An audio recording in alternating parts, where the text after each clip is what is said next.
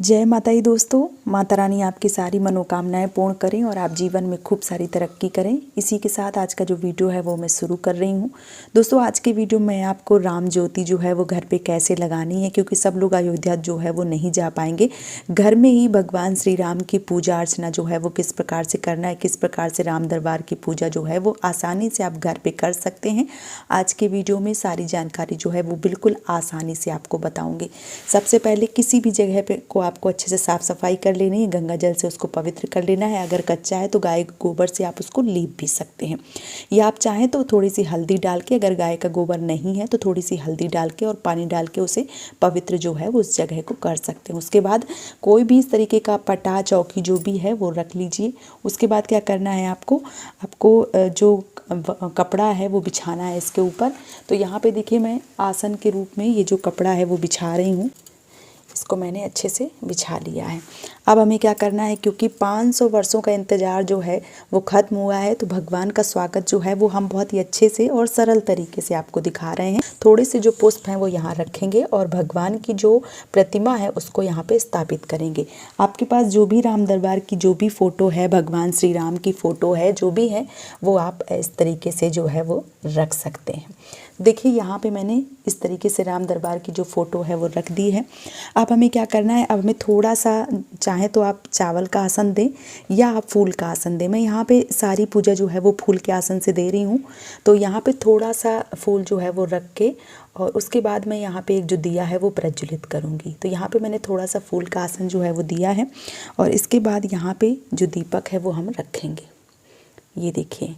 अच्छा, एक बात और बताऊंगी आपको कि अगर आप राम दरबार के साथ भगवान गणेश और माता लक्ष्मी जी को रखना चाहते हैं तो भी रख सकते हैं और पूरी विधिवत तरीके से पूजा अर्चना जो है वो कर सकते हैं, क्योंकि दिवाली जो है, असली दिवाली जो है वो अभी ही मनाई जा रही है और आप दिवाली का जो है वो पूरा आनंद ले सकते हैं। तो यहाँ पर मैंने जो दिया है वो रख दिया है। अब हम दिया को जो है वो प्रज्वलित करेंगे, इसके बाद अपनी पूजा जो है वो आरंभ करेंगे।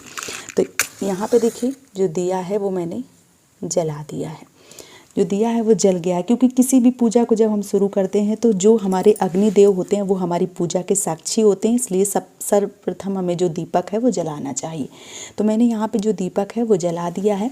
अब हमें क्या करना है, भाव से स्नान करवाना है, क्योंकि इस तरीके की फ़ोटो होती हैं तो उनको भाव से ही स्नान जो है वो करवाया जाता है। अगर आपके पास विग्रह हैं तो आप पंचामृत से भी स्नान जो है वो करवा सकते हैं। मतलब पीतल की कोई भी मूर्ति है तो आप उनको पंचामृत से स्नान करवा सकते हैं, ये गंगा जल से, शुद्ध जल से भी स्नान करवा सकते हैं। हमारे पास इस तरीके की तस्वीर है तो हम आपको केवल भाव का स्नान जो है वो करवा रहे हैं। तो यहाँ पे मैंने थोड़ा सा जल और गंगा जल लिया है, उसी में हमने एक पुष्प जो है वो डाला है और यहाँ पे सर्वप्रथम हम जो दीपक की पूजा है वो करेंगे। तो हम सर्वप्रथम दीपक को स्नान करवाएंगे भाव से और उसके बाद ये देखिए हम राम दरबार को जो है वो स्नान करवाएंगे। तो इसी तरीके से आपको भाव रूपी स्नान जो है वो करवा देना है। अब क्या करना है, अब हमें वस्त्र जो है वो उड़ाने हैं। तो यहाँ पे इस तरीके की कोई भी चुन्नी जो है वो आप जो वस्त्र रूपी है वो चढ़ा सकते हैं। अगर नहीं है तो आप यहाँ पे कलावा जो है वो भी चढ़ा सकते हैं वस्त्र के रूप में।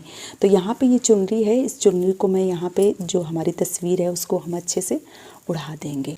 तो ये देखिए मैंने चुनरी जो है वो उड़ा दी है। अब हम क्या करेंगे, अब हम पुष्प जो है वो समर्पित करेंगे। तो यहाँ पे जो पुष्प हैं वो हम समर्पित कर रहे हैं सर्वप्रथम इस प्रकार से, और एक जो पुष्प है वो हम दीपक को भी इस प्रकार से।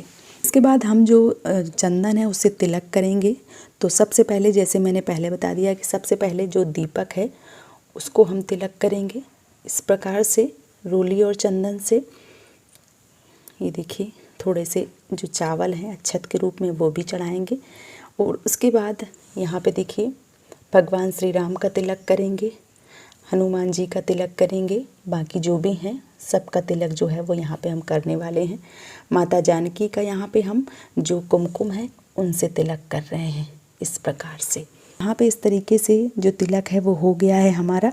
अब हम जो प्रसाद है, भोग है, जो भी आपके पास हैं, बतासे हैं या कोई भी मिष्ठान है, लड्डू हैं, तो जो भी आपके घर में प्रसाद के रूप में है वो मीठा इस दिन ज़रूर बनाइए। चाहे तो आप खीर का भोग लगाइए या जो भी आपके पास लड्डू वगैरह हैं उनका भोग जो है वो लगा सकते हैं। यहाँ पे जो लड्डू हैं उनका भोग जो है वो हम लगाएंगे। तो भाव रूपी भोग जो है वो हम लगा रहे हैं इस प्रकार से आप जब भोग लगाएं तो घंटी जो है वो अवश्य रूप से बजाएं।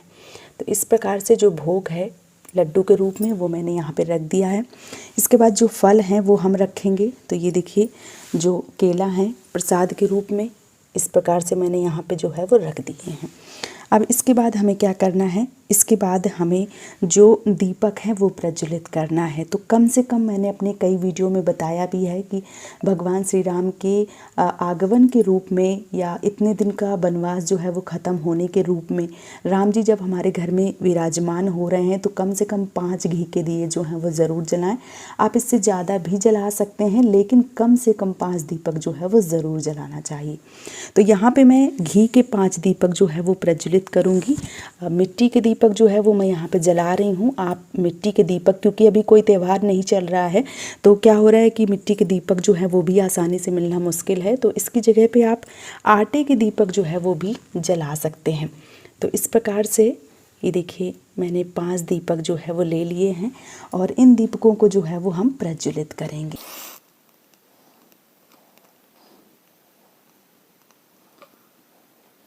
तो देखिए यहाँ पे मैंने 5 दीपक जो हैं वो जला दिए हैं।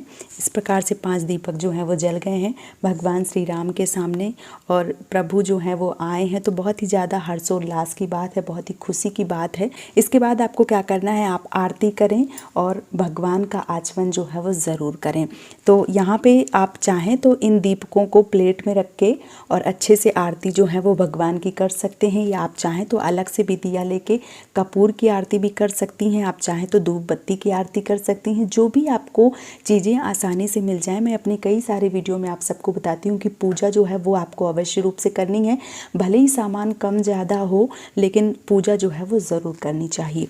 तो यहाँ पे मैं कपूर की आरती जो है वो आप सबको करके जो है वो दिखाऊंगी।